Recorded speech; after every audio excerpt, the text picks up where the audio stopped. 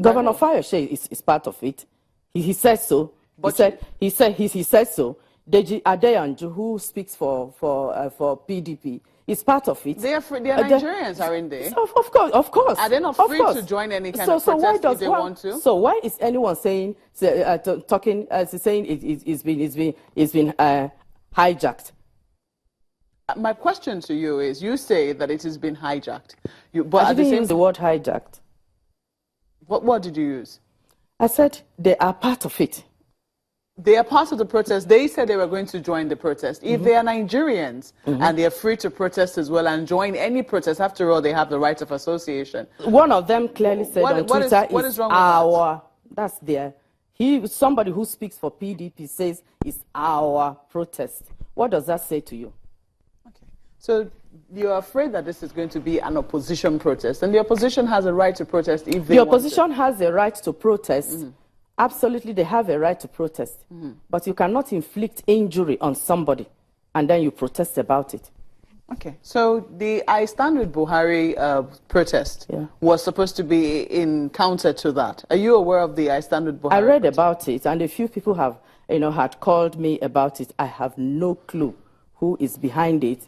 The President Buhari government is doing well. We are in a recession.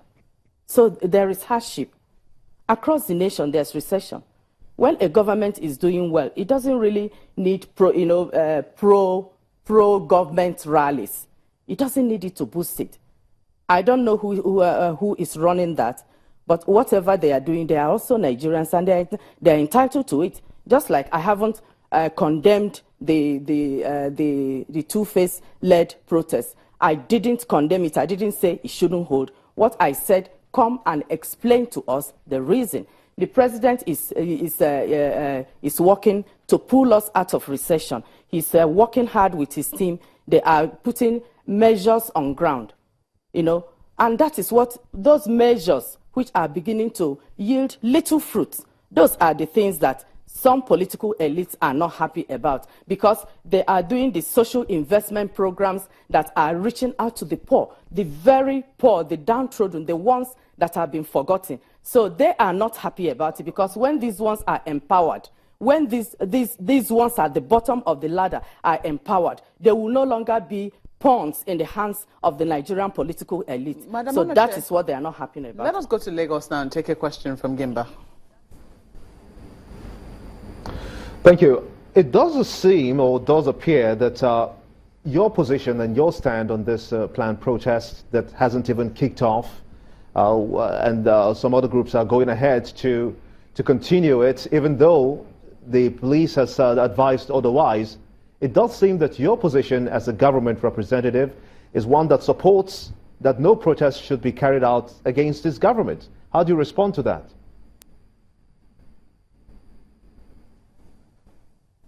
I will say that you appear not to have listened to me carefully, because I have not said that protests should not be carried out against or for this government.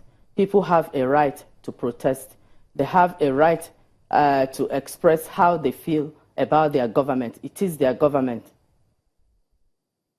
But you did say also that you'd rather see that no form of protest is carried out until they know the reasons why they are protesting, but you've not even given them the chance to carry out the protests first. And in collaboration with the police didn't see any need to do that also, to protect the lives of those who are protesting or who want to protest, and even the Nigerians who are not protesting, who are looking by the side. Your question. I didn't quite get that, because we're talking here, and is that you seem also to have not even listened to the protest that was planned. You want the issues, you want the protesters to know the issues before they go embark on their protest. But these are groups that are made up of other smaller groups that are well informed of the policies of this government, which you are protecting.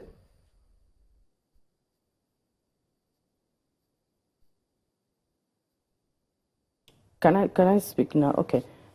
Yes, I will not go on any protest that I am not clear about.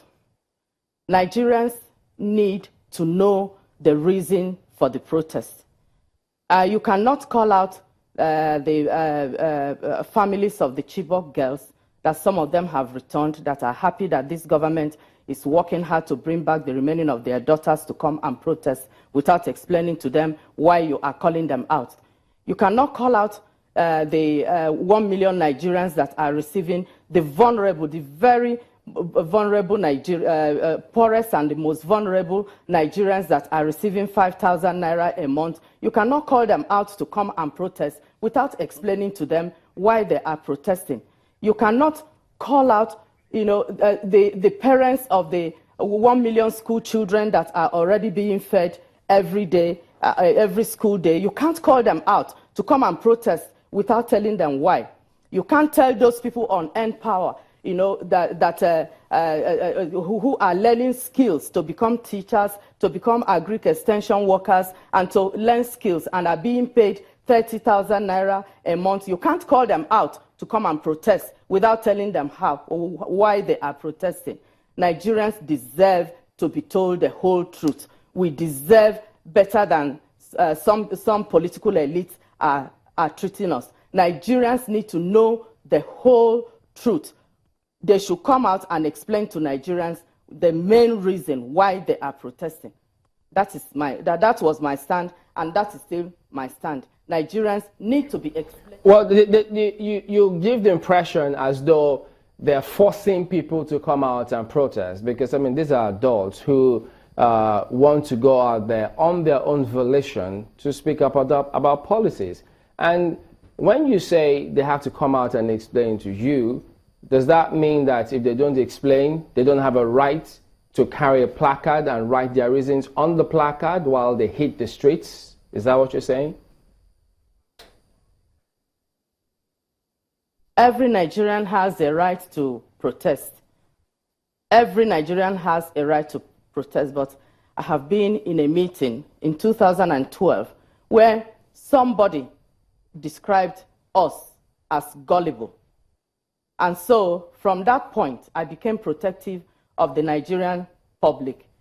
I will not want anyone taking Nigerians for granted, because if you see the social media, somebody comes out and says one thing that is not true, made up story, and then most people just lap it up.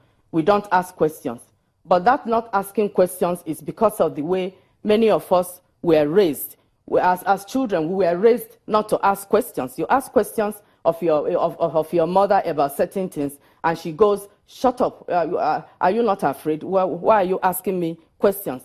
But fortunately for me, I was raised to ask questions. And so those questions, because many Nigerians, especially those that they are calling out, they do not ask questions. So I am asking those questions on their behalf. Tell them, explain to them, come out and explain to them, these are the reasons, these are the problems we had, these are the issues we have regarding this government. These are areas they have done well, these are areas they haven't done well. We are calling their attention to it, and that is why we are protesting. Everybody needs to know a reason for what they are doing, whatever they are doing. So all of a sudden, it does appear as though you're speaking for everybody now. Because you are on social media, you must have read enough reasons why people are angry. I mean, in the US, the president just got in. He was protested against in how many months or weeks? And now people want to hit the streets, and there seems to be an issue. So are you uncomfortable with this protest because it will show as though people are not happy with the government? I am never uncomfortable with protests. I am really at home. If you come to my house now, you will find my placard by the door. In the UK, it was like that. I whipped it up whenever the need, arose. What I am saying, and that's where I still stand, we are in a recession. Nigeria is not the only nation in recession.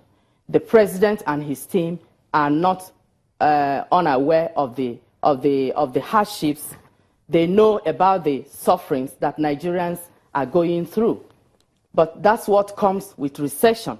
And I can assure you that the president is working round the clock He's working round the clock. He's not just holed up in the villa, just mocking Nigerians or laughing at Nigerians. So he is working hard to make sure that they pull the nation out of recession. And a lot of projects are underway. A lot of money is being pushed into the economy to stimulate the economy, so that Nigerians can come out of the hardship. I'm afraid we have to go now. Well, we have to thank you for coming on Sunrise Daily. She is, been speaking with Madam Lauretta Onochie, who is personal assistant to President Buhari on social media. Sunrise Daily will continue shortly. Stay with us. Thank you.